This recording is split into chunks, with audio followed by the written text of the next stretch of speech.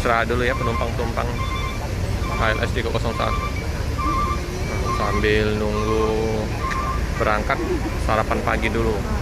Aduh, pentol, pentol, telur gulung pentol.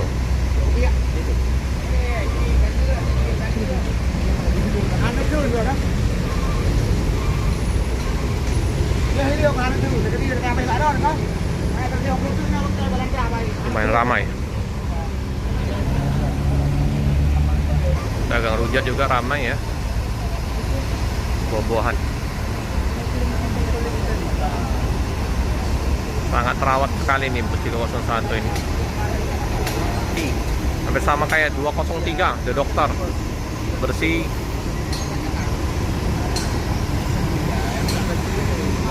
Ya, penumpang masih istirahat.